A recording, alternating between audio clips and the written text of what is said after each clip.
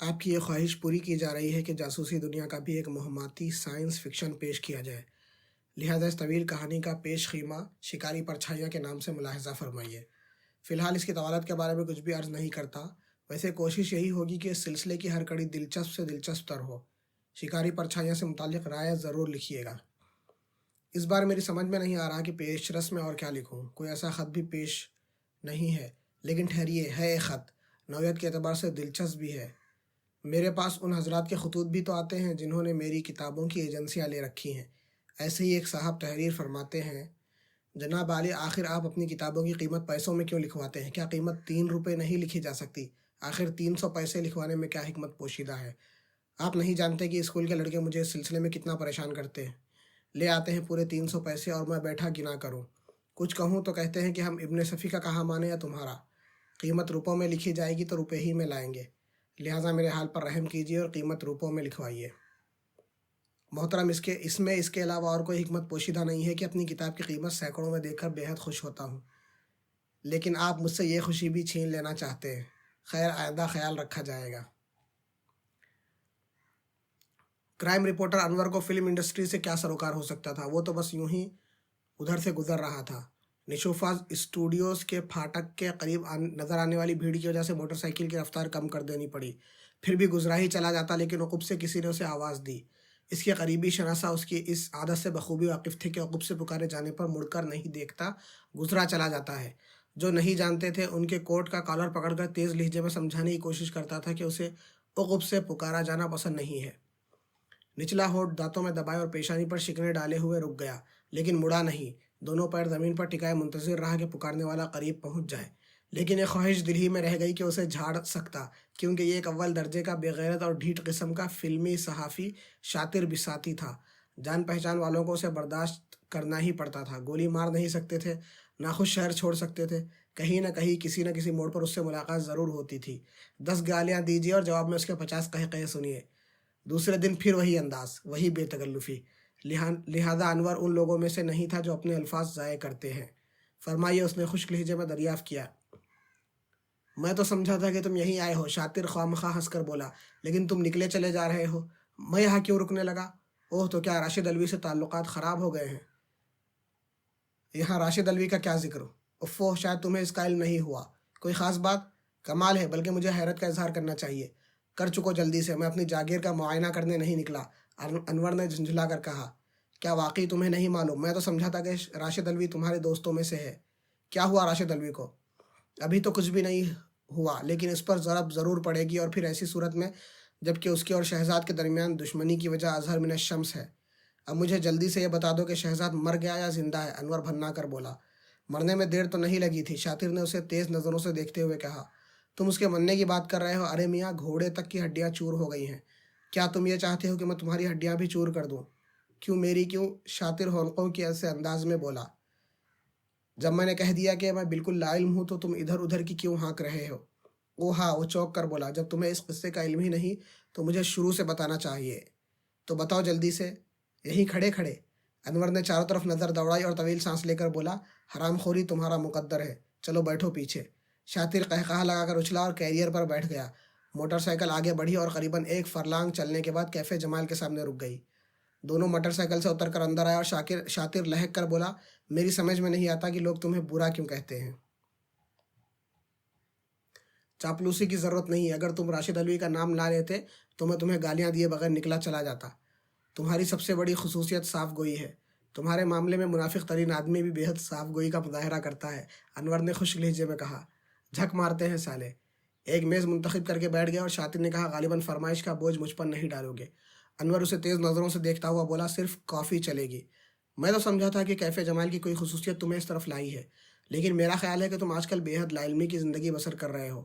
خیر، میں تمہارے علم میں اضافہ ضرور کروں گا، کیفے جمال اپنے سموسوں کی وجہ سے مشہور ہے۔ انور نے سڑا سا منہ بنا کر کہا، صرف اپنے لیے منگوا لو۔ یہ ہوئی نا بات، شاطر نے کہا اور اشارے سے ویٹر کو بلا کر آرڈر پلیس کرنے لگا۔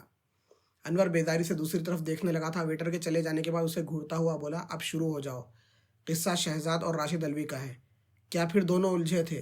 اوہو، تو تمہیں شاید یہ بھی نہیں معلوم کہ راشد نے شہزاد کو اپنی فلم شہسوار کے لیے کاسٹ کیا تھا؟ نہیں، مجھے اس کا علم نہیں، میں تو یہ سمجھا تھا کہ دونوں ایک دوسرے کی شکل بھی نہیں دیکھیں گے۔ ان دنوں راشد کی مالی حالت کسی قدر سقیم تھی۔ فائنانسرز اس پہ زور دے رہا تھا کہ ہیرو کے لیے شہزاد کو کاسٹ کیا جائے۔ اسٹنٹ فلموں میں A1 جا رہا ہے۔ دوسروں نے بھی سمجھایا کہ تعلقات اپنی جگہ پر، کاروبار اپنی جگہ پر، دشمنی کی وجہ سے اگر کوئی فائدہ پہنچ رہا ہو تو اسے نظر انداز نہیں کرنا چاہیے۔ بہرحال وہ بیکاری سے ایسے ہی تنگ آیا ہوا تھا کہ اسے فائنانسرز کی بات مان لینی پڑی۔ تکلیف دہ بات ہے، یہاں ایسے ہی کچھ ہوتا ہے۔ کسی کی بھی اکڑ زیادہ دنوں تک برقرار نہیں رہ سکتی، حالات جھکنے پر مجبور کر دیتے ہیں، ورنہ پھر پیشہ ہی ترک کر دیا جائے۔ چلو خیر، تو پھر کیا ہوا؟ طے پایا کہ آؤٹ ڈور شوٹنگ پہلے ہی نپٹا دی جائے۔ زیادہ تر سین جنگلوں اور پہاڑوں میں فلمائے جانے والے تھے۔ اس کے لیے انہوں نے پٹاری کے جنگلوں کا انتخاب کیا جہاں پہاڑیاں بھی ہیں۔ شاطر خاموش ہو کر منہ چلانے لگا کیونکہ ویٹر گرما گرم سموسوں کی پلیٹ میز پر رکھ رہا تھا۔ کافی تھوڑی دیر بعد لانا، اس نے مستربانہ انداز میں ویٹر سے کہا۔ بہت اچھا جناب، ویٹر نے کہا اور میز کے پاس سے ہٹ گیا۔ ہوں تو اب تم کھا ہی لو، انور اسے کیناتوز نظروں سے دیکھتا ہوا بولا۔ نہیں، وہ منہ چلاتا ہوا بولا، باتیں بھی غوطی رہیں گی، میری سمجھ میں نہیں آئیں گی، انور نے خوش لہجے میں کہا، اور شاطر سعادت مندانہ انداز میں سر ہلا کر سموسوں پر ہاتھ صاف کرتا رہا۔ خدا خدا کر کے سموسے ختم ہوئے اور شاطر نے ہاتھ ہلا کر کافی لانے کا اشارہ کیا، پھر انور سے بولا، بی رشیدہ کے کیا حال ہے؟ ہم صرف اسی موضوع پر گفتگو کریں گے جس کے لیے یہاں آئے ہیں، انور نے سخت لہجے میں کہا۔ یار تم آدمی ہو یا مشین؟ مشین بن کر ہی آدمی رہ سکتا ہے، ورنہ کتا ہو جاتا ہے۔ نیا فلسفہ تمہیں نیا ہی معلوم ہوگا، ورنہ آدم تا ایدم اسی بات کی کوشش ہوتی رہی ہے۔ موضوع سے ہٹ رہے ہو، شاطر ہنس کر بولا۔ یہ مشین کی آواز تھی، موضوع سے نہیں ہٹا۔ ہاں تو میں یہ کہہ رہا تھا کہ پٹاری کے جنگل میں یونٹ نے شوٹنگ کا آغاز کیا ہی تھا کہ یہ حادثہ پیش آ گیا تھا۔ مجھے تو حادثہ ہی کہنا چاہیے کیونکہ میں بھی راشد الوی کو اتنا برا آدمی نہیں سمجھتا۔ راشد الوی کی طرف سے شکریہ، اب تم جلدی سے اصل بات بتا دو، انور بولا۔ لیکن شاطر اصل بات بتانے کے بجائے ویٹر کی طرف متوجہ ہو گیا جو کافی کی ٹرے لے آیا تھا۔ انور کی آنکھوں میں جھنجھلاہٹ کے آثار تھے لیکن وہ ہونٹ بھینچے خاموش بیٹھا رہا۔ شاطر نے پیالیہ سیدھی کی اور شکردان کی طرف ہاتھ بڑھایا ہی تھا کہ انور اس کے ہاتھ پر ہاتھ رکھ کر بولا، ٹھہرو۔ شاطر نے ہنس کر بولا، کافی انڈیلنے سے قبل ہی میں اپنی بات ختم کر دوں گا، تمہارے حق میں یہی بہتر ہوگا۔ تو ہوا یہ، انور صاحب کے شہزاد اپنے گھوڑے سمیت مر گیا اور راشد الوی حراست میں ہے۔ کیا بات ہوئی؟ بات ختم ہو گئی، اب مجھے کافی انڈیلنے کی اجازت دو، اس نے کافی پاٹ اٹھا کر پیالی پر جھکاتے ہوئے کہا۔ میرے ساتھ کسی قسم کی ایکٹیویٹی تمہیں بہت مہنگی پڑے گی، میں جانتا ہوں، لیکن یقین کرو مجھے تفصیلات کا علم نہیں، بس اتنا ہی جانتا ہوں کہ سوار اور گھوڑے دونوں کی ہڈیاں چور ہو گئی اور راشد الوی حراست میں ہے۔ کس تھانے میں؟ ابھی تک مجھے اس کا بھی علم نہیں ہو سکا۔ اسٹوڈیو کے پھاٹک پر کیسی بھیڑ تھی؟ شہزاد کی جدید ترین محبوبہ کمپاؤنڈ میں بچھاڑیں کھا رہی تھی، اسے تھوڑی دیر پہلے ہی اس واقعے کی اطلاع ہوئی ہے۔ اسٹوڈیو دوڑی چلی آئی تاکہ یونٹ کے لوگوں سے معلوم کر سکے۔ تمہیں یقین ہے کہ راشد الوی حراست میں ہے؟ میں نے سنا ہے، مجھے تفصیل کس سے معلوم ہو سکے گی؟ پروڈکشن مینیجر سے، وہ اسٹوڈیو میں موجود ہے۔ اور سموسے تم نے کھائے ہیں، کافی تم زہر مار کر رہے ہو، انور نے جھلا کر کہا۔ میرا رزق صرف اللہ کے ہاتھوں میں ہے، کبھی شریفوں کو ذریعہ بناتا ہے، کبھی حرام خوروں کو۔ دل تو چاہتا ہے کہ اٹھوں اور چل دوں، خدا کی قسم جیب بالکل خالی ہے، بہت ذلیل ہونا پڑے گا، ایسی حرکت ہرگز نہ کرنا، شاطر گڑبڑا کر بولا۔ انور اٹھ کر کاؤنٹر پر گیا، کافی اور سموسوں کی قیمت ادا کر کے باہر نکلا چلا آیا۔ اس کی موٹر سائیکل اب پھر اسٹوڈیو کی طرف جا رہی تھی۔ پروڈکشن مینیجر تک بھی پہنچ گیا لیکن اس نے اس سلسلے میں کچھ بتانے سے معذوری ظاہر کر دی۔ میں مجبور ہوں جناب، اس نے کہا، پولیس کی ہدایت ہے کہ اس سلسلے میں کسی سے کوئی بات نہ کرو۔ راشد کس تھانے میں ہے؟ مجھے علم نہیں۔ سنو دوست، میں معلومات رپورٹنگ کے لیے نہیں حاصل کرنا چاہتا۔ راشد سے میرے قریبی تعلقات ہیں، شاید میں اس کی کچھ مدد کر سکوں۔ پروڈکشن مینیجر نے اسے غور سے دیکھا اور ٹھنڈی سانس لے کر بولا، کوئی بھی اس بیچارے کی کوئی مدد نہیں کر سکے گا۔ کیوں، کیا راشد نے اسے قتل کیا ہے؟ ہرگز نہیں، سوال ہی نہیں پیدا ہوتا۔ پھر انور اسے گھورتے ہوئے کہا، حالات جناب؟ کیسے حالات؟ بڑی عجیب بات ہے، آپ کا دعویٰ ہے کہ آپ کے راشد سے قریبی تعلقات ہیں لیکن حالات کا علم نہیں ہے آپ کو۔ دونوں کے درمیان دشمنی تھی، میں جانتا ہوں، بس تو پھر صاف ظاہر ہے کہ اسے فلم میں کاسٹ کرنا بھی سازش ہی کا ایک حصہ تھا۔ یہ میرا خیال نہیں ہے، دنیا یہی سمجھے گی۔ لیکن آپ نے اس سلسلے میں کیا دیکھا؟ میں نے کچھ بھی نہیں دیکھا، میں گاڑی پر نہیں تھا۔ کس گاڑی پر؟ جس پر کیمرہ تھا، ہم نیچے تھے، گاڑی چڑھائی پر تھی اور شہزاد کا گھوڑا اس سے بھی اونچائی پر جا رہا تھا۔ گاڑی پر کون کون تھا؟ صرف کیمرہ مین اور راشد صاحب۔ راشد صاحب ہی گاڑی کو ڈرائیو بھی کر رہے تھے، ان دونوں کے علاوہ اور کوئی نہیں تھا گاڑی پر۔ آپ نے فائر کی آواز سنی تھی؟ انور نے پوچھا۔ فائر کی آواز؟ اس نے حیرت سے کہا، پتہ نہیں کیسی کیسی افواہیں پھیل رہی ہیں۔ اوہ، تو یہ افواہ ہے؟ قطعی افواہ جناب، وہ گولی سے نہیں مرا، بس اس کی اور گھوڑے کی ہڈیاں چور ہو گئی۔ अच्छा तो शायद वो घोड़े को काबू में ना रख सका होगा, घोड़े समेत खड्ड में गिर गया। हरगिज नहीं, घोड़ा दौड़ते दौड़ते बैठ गया था और शहजाद तो घोड़े से गिरा भी नहीं था। घोड़े की पुश्त ही पर खत्म हो गया था, हमने नीचे से साफ देखा था। फिर ऊपर पहुंचे, उसकी लाश घोड़े की पुश्त ही पर पड़ी नजर आई थी। गाड़ी कितने फासले से चल रही थी? बहुत फासला था दोनों के दरमियान। लॉन्ग शॉट्स लिए जा रहे थे। कैमरामैन से कहाँ मुलाकात हो सकेगी? राशिद साहब के साथ ही साथ वो भी हिरासत में है। ये किससे मालूम हो सकेगा कि राशिद ने शहजाद को क्यों कास्ट किया था? मेरा ख्याल है कि शायद राशिद साहब के अलावा इसके बारे में कोई कुछ ना बता सके। आखिर किस बिना पर पुलिस ने आपको इस सिलसिले में गुफ्तगू करने से रोक दिया था? मैं क्या जानूं, मुझसे यही कहा गया था। किसने कहा था? पहले आप बताएं कि आप कौन हैं। मैं स्टार का क्राइम रिपोर्टर हूँ। और आपने धोखे से सारी बातें मालूम कर ली। वो आंखें निकाल कर बोला, मैं कह चुका हूँ कि यह मालूमात रिपोर्टिंग के लिए नहीं हासिल करना चाहता, राशिद की मदद करना चाहता हूँ। अनवर ने आहिस्ता से कहा, माफ़ कीजिएगा, अब मैं कुछ नहीं बता सकता। सिर्फ उस ऑफिसर का नाम जिसने आपकी ज़बान बंदी की है। माफ़ी चाहता हूँ कहता हुआ वो दूसरी तरफ मुड़ गया। उसके बाद अनवर ने यूनिट के दूसरे अफराद से भी पूछगछ की थी, लेकिन उसकी मालूमात का सिलसिला आगे ना बढ़ सका। कोई भी नहीं बता सका था कि फ़िल्म डायरेक्टर राशिद अल्वी को कहाँ हिरासत में रखा गया है। ना यही मालूम हो सका कि किसके हुक्म से इस मामले में इतनी राजदारी बरती जा रही है। पुलिस हेडक्वार्टर से फ़ोन पर राब्ता कायम करने की कोशिश की, लेकिन स्टूडियो के एक्सचेंज में किसी खराबी के बिना पर यह भी मुमकिन ना हुआ। वापसी में फिर शातिर से मुठभेड़ हो गई। हंसकर बोला, ठहरो, रुको। अनवर ने गाड़ी रोककर पैर नीचे टिका दिया और उसे खा जाने वाली नज़रों से घूरने लगा। ये तो तुम्हें मालूम ही ना हो सका होगा कि राशिद को रखा कहाँ गया, उसने शरारत आमेज मुस्कुराहट के साथ कहा। मालूम हो जाएगा, अनवर ने कहा और सामने से हट जाने का इशारा किया। उन्हें समझा दिया गया है कि प्रेस रिपोर्टर्स को कोई इन्फॉर्मेशन ना दे। किसने समझा दिया है? कर्नल फरीदी के असिस्टेंट कैप्टन हमीद ने। ओह! अनवर होठ सिकोड़ कर रह गया, फिर गर्राया, हटो सामने से। शातिर नियाज़मंदाना अंदाज में अपना हाथ पेशानी की तरफ ले गया और मोटरसाइकिल को रास्ता देता हुआ बोला, कभी लंच भी कराओ तो इससे भी ज़्यादा अहम इत्तलात फराहम करूँगा। अनवर की मोटरसाइकिल तेज़ी से आगे बढ़ती चली गई। पिटारी का जंगल 3 हेलीकॉप्टरों की आवाज़ों से गूंज रहा था। कर्नल फरीदी ने अपने हेलीकॉप्टर से दूसरों को हिदायत दी, पहाड़ों से दूर रहो, उन पर से गुजरने की ज़रूरत नहीं। उस हेलीकॉप्टर को खुद ही पायलट कर रहा था और कैप्टन हमीद दूरबीन से पहाड़ियों के उस हिस्से का जायजा ले रहा था जहां शहजाद और उसके घोड़े को हादसा पेश आया था। बाएं जानिब मोड़िए, उसने ऊंची आवाज़ में कहा, 75 डिग्री के झुकाव से। नामुमकिन है, सामने वाली चट्टान से टकरा जाएगा। फरीदी बोला, अच्छा 60 के एंगल से ऊपर ले जाइए। इस तरह भी यही सूरत होगी। तुम देख रहे हो यहाँ चट्टानों की बनावट, तो इसका मतलब यह हुआ कि हम वो जाविया इख्तियार ही नहीं कर सकते। किस जाविये की बात कर रहे हो? फरीदी ने पूछा। मतलब ये कि वो जगह नहीं देख सकते जहाँ हादसा पेश आया था। वो जगह हम वहीं जाकर देखेंगे। तो फिर क्या आप फजाई झक मार रहे हैं? हमीद बड़बड़ाया। फरीदी दूसरे हेलीकॉप्टरों तक अपनी आवाज़ पहुंचाने लगा। काशन, मशरिक की तरफ चक्कर लगाकर कैम्प के जानिब निकल चलो, कैम्प में लैंड करना है। ओके। दूसरी हेलीकॉप्टरों से आवाज़ें आईं। कैमरा चलने दूँ या बंद कर दूँ? हमीद ने पूछा। बंद कर दो, फरीदी ने कहा और अपना हेलीकॉप्टर भी उधर ही मोड़ दिया जिधर दूसरे जा रहे थे। कुछ दूर चलने के बाद उसने कोर्स बदल दिया और अब हेलीकॉप्टर शुमाल मगरिब में जा रहा था। ओहो, तो हम कैम्प के जानिब नहीं जा रहे? हमीद ने कहा। नहीं। हमीद ने तवील सांस ली और खिड़की के बाहर देखने लगा। उसकी समझ में नहीं आ रहा था कि आखिर इस केस के सिलसिले में इतने पापड़ क्यों बेले जा रहे हैं। राशिद अल्वी और शहजाद के दरमियान पाए जाने वाली दुश्मनी का ताल्लुक एक औरत की ज़ात से था, लिहाजा सब कुछ मुमकिन था। शहजाद ही नहीं बल्कि उसकी घोड़ी तक की हड्डियाँ चूर हो सकती थी और हो गई थी। हमीद ने शहजाद की लाश भी देखी थी और घोड़े की भी। वो पाइप में तंबाकू भर ही रहा था कि फरीदी ने कहा, लैंड करने के बाद तुम पाइप सुलगाओगे। मुझे इल्म नहीं कि आप कितनी देर बाद लैंड करेंगे। 10 मिनट बाद।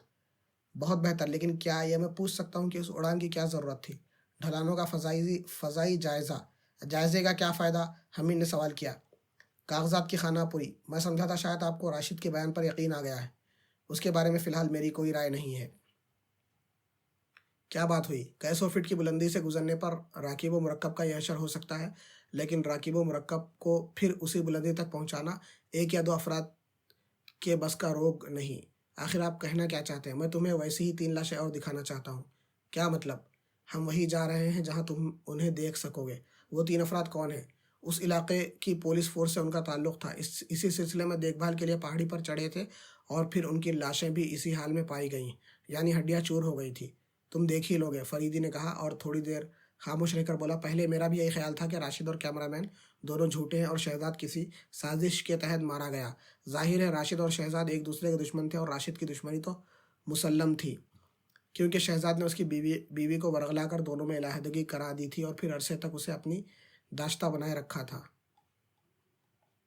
सुनिए दफातर, हमीद चौंक कर बोला, यकीनन कैमरा उस वक्त भी चलता रहा होगा जब वो हादसा पेश आया था। हाँ, और मैं पहले ही उसका इंतजाम कर चुका हूँ कि उस वक्त की शूटिंग की रश प्रिंट्स मुझ तक पहुँच जाए। खुद राशिद ही ने उसकी तरफ तवज्जो दिलाई थी। हेलीकॉप्टर जंगल की हदूद से निकल आया था और अब उसकी परवास शुमाल मशरिक की जानिब जारी थी। लाशें करधना की पुलिस चौकी पर मौजूद हैं, फरीदी ने कहा। मेरी मालूमात के मुताबिक वो भी वहीं पाई गई थी जहाँ शहजाद को हादसा पेश आया था। हमीद कुछ न बोला, उसकी आंखें गहरी सोच में डूबी हुई थी। करधना की पुलिस चौकी के सामने मैदान में फरीदी ने हेलीकॉप्टर उतारा। दोनों नीचे उतरकर इमारत की तरफ बढ़े। हेलीकॉप्टर की आवाज़ सुनकर चौकी का इंचार्ज पहले ही बाहर निकल आया था। उन्हें सैल्यूट करके बोला, वो गायब हो गया जनाब। कौन? फरीदी ने सवाल किया। चौथा सिपाही। कहाँ गायब हो गया? मैंने तुम्हें मुतला किया था कि उसे मौजूद रहना चाहिए। मैंने उसे आगाह कर दिया था जनाब। क्या वो इस चौकी का पुलिस सिपाही नहीं था? यहीं का था जनाब। अब मैं तनहा रह गया हूँ। मेरे साथ 4 सिपाही थे, 3 ख़त्म हो गए और चौथा। कितनी देर से वो यहाँ नहीं है? 2 घंटे हो गए जनाब। हो सकता है कहीं चला गया हो, वापस आ जाए। खुदा जाने, मुझे उसकी जहनी हालत ठीक नहीं मालूम होती थी। तुम भी बहुत ज़्यादा परेशान नज़र आ रहे हो। जाहिर है जनाब, 3 लाशें। वो मुड़कर इमारत की तरफ देखने लगा। चलो अंदर चलो, फरीदी उसका शाना थपक कर बोला। वो उसके ऑफिस में आया और फरीदी ने उसे बैठने का इशारा करते हुए कहा, तुम यहीं बैठो, हम खुद लाशें देख लेंगे। कहाँ हैं? उसने बाएं जानिब वाले दरवाजे की तरफ हाथ उठा दिया। वो दोनों उस कमरे में आए जहाँ लाशें फर्श पर पड़ी हुई थी और उन्हें चादरों से ढांक दिया गया था। थोड़ी देर बाद हमीद ने कहा, बिल्कुल वैसी हालत है जैसी शहजाद की लाश की थी। फरीदी जो बड़े इन्हमाक से उनका जायजा ले रहा था, सर उठाकर बोला, किसी ऊंची जगह से गिरने पर हड्डियां इस तरह नहीं टूटती। हमीद कुछ ना बोला और वो फिर इंचार्ज के कमरे में वापस आ गए। लाशें यहाँ तक किस तरह लाई गई? फरीदी ने इंचार्ज से सवाल किया। वो जीप में गए थे। जीप को उसी रास्ते पर ले गए जहाँ से फिल्म वालों ने शूटिंग की थी। गाड़ी रोककर उनमें से 3 उस जगह पैदल गए जहाँ घुड़सवार हीरो को हादसा पेश आया था। चौथा, यानी जो जिंदा बचा है, जीप ही में बैठा रहा। फिर उसने उन तीरों को गिरते और मरते देखा और खौफजदा होकर पलट आया। मुझे इत्तला दी, बहुत बुरी हालत हो रही थी उसकी, इसलिए मैंने तो उसे यहीं छोड़ा और महकमा जंगलात के कुछ लोगों को लेकर वहाँ पहुँच गया। फिर उन्हीं की मदद से लाशें यहाँ उठवा लाया था। उसने उन्हें किस तरह गिरते देखा था? फरीदी ने सवाल किया। ढंग से कुछ भी नहीं बता सका। उसे कहाँ तलाश किया जाए? फरीदी ने पूछा। आपने देखा होगा, यहाँ से करीब तरीन बस्ती का फासला भी 5 मील से कम नहीं है और वो जहाँ भी गया है पैदल गया है क्योंकि जीप मौजूद है। लेकिन उसकी हालत ऐसी नहीं है कि 1 मील भी पैदल चल सके। 5 मील के फासले पर कौन सी बस्ती है? महकमा जंगलात के मुलाजिमीन के क्वार्टर्स हैं। वहाँ किसी से उसकी शनासाई है? सभी से है। कभी वो लोग इधर आ जाते हैं, कभी हम में से कुछ उधर चले जाते हैं। सिपाही का नाम क्या है? मुबारक अली। अच्छी बात है। फरीदी उठता हुआ बोला, हम देखते हैं तुम्हारी जीप ले जाएंगे। ज़रूर ज़रूर जनाब। लेकिन ये लाशें जल्दी ही यहाँ से उठ जाएंगी, बेफिक्र रहो। हेलीकॉप्टर वहीं छोड़कर वो जीप में रवाना हुए। हमें ड्राइव कर रहा था। मैंने तो नहीं देखी वो बस्ती, उसने कहा। बस सीधे चलते रहो, मैं बताऊंगा।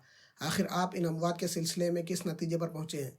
किसी भी नतीजे पर नहीं पहुंच सका। फिलहाल इस नुक्ते पर गौर कर रहा हूँ कि शहजाद की लाश वहाँ से कुछ लोगों ने हटाई थी, लेकिन वो महफूज रहे।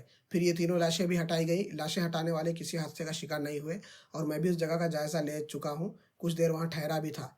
बेहतर है आप किसी आमिल रूहानी से रुजू कीजिए। फजूल बातें मत करो। वो इलाका अरसे से मशकूक है। मैं नहीं समझा। पिछले साल तेल तलाश करने वाली एक टीम को भी ऐसे ही हालात से दो चार होना पड़ा था, लेकिन मैंने तो पिछले साल ऐसी कोई हैरत अंगेज़ खबर नहीं सुनी थी। जानी नुकसान नहीं हुआ था। उनकी कुछ गाड़ियां हैरत अंगेज़ तौर पर टूट फूट गई थी और इस टूट फूट की वजह समझ में नहीं आई थी। हमीद ने सवाल किया। फरीदी विंड स्क्रीन पर नज़र जमाए हुए बोला। अब बाएं जानिब मोड़ो। अगर वो उस बस्ती में भी ना मिला तो सब्र करेंगे। फरीदी ने किसी कदर तलख लहजे में कहा और हमीद को ऐसे अंदाज में घूरने लगा जैसे उसका यह सवाल कतई गैर ज़रूरी रहा हो। 8 या 10 क्वार्टरों और चंद झोपड़ियों पर मुश्तमिल इस छोटी सी बस्ती में पहुंचकर जीप रुकी ही थी कि छोटे छोटे बच्चे घरों से निकल आए और टाट के पर्दों के पीछे से आंखें झांकने लगी। जल्द ही एक ऐसा आदमी मिल गया जो करधना चौकी के 5 अफराद से वाकफियत रखता था। उसने बताया कि मुबारक अली बस्ती में नहीं आया। बस्ती वालों को दोनों हादसों की खबर हो गई थी। जनाब अली, उस आदमी ने कहा, वहाँ कोई बदरूह बहुत अरसे से अपना अड्डा बनाए हुए है। कितने ही मवेशी इस तरह हलाक हो चुके हैं। हमीद ने होंठ भींचकर तवील सांस ली और जेब में पड़े हुए पाइप को टटोलने लगा। चरवाहे तो दूर ही दूर रहते हैं, वो आदमी कह रहा था। पता नहीं कितनी भेड़ें हैरत अंगेज तौर पर मर गई, लेकिन कोई उधर ध्यान ही नहीं देता। अब शायद कुछ इंतजाम हो जाए क्योंकि अब आदमी भी वहाँ महफूज नहीं रहा। मुबारक अली यहाँ भी नहीं मिला तो अब कहाँ मिल सकेगा, फरीदी ने पूछा। असिस्टेंट फॉरेस्ट ऑफिसर के दफ्तर में भी देख लीजिए, चौकी वाले वहाँ भी बैठते हैं। फिर उसने उन्हें उस दफ्तर का पता बताया था। उस तरफ रवाना होने से कबल फरीदी ने हमीद से कहा, उसे ममनुआ इलाका करार दिया जाना चाहिए। इस खबीस रूह की वजह से, हमीद ने तंज़िया लहजे में सवाल किया। फरीदी की पेशानी पर शिकने पड़ गई लेकिन कुछ बोला नहीं। जीप असिस्टेंट फॉरेस्ट ऑफिसर के दफ्तर की तरफ जा रही थी। इस किस्म के कज़िये हमारे ही मुकद्दर में लिख दिए जाते हैं, हमीद बड़बड़ाया। तुम आखिर चाहते क्या हो? Shut up. मुबारक अली आसानी से मिल जाने के लिए नहीं गायब हुआ, हो सकता उसे भी कोई हादसा पेश आ गया हो, फरीदी ने पुरतफक्कुर लहजे में कहा।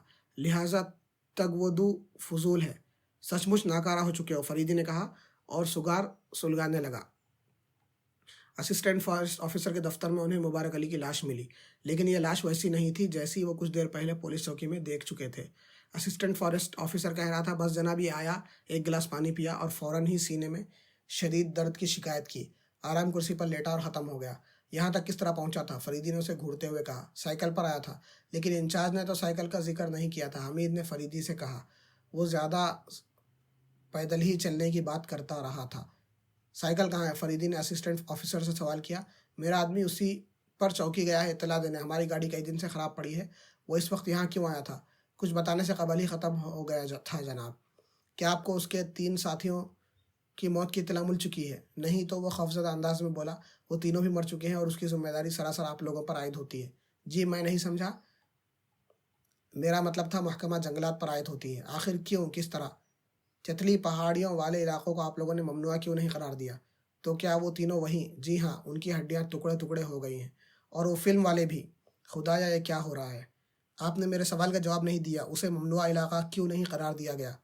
वहाँ से कभी कभी मवेशियों के इतलाफ़ जान की इत्तला मिलती थी, जिसे गैर मामूली नहीं कहा जा सकता था।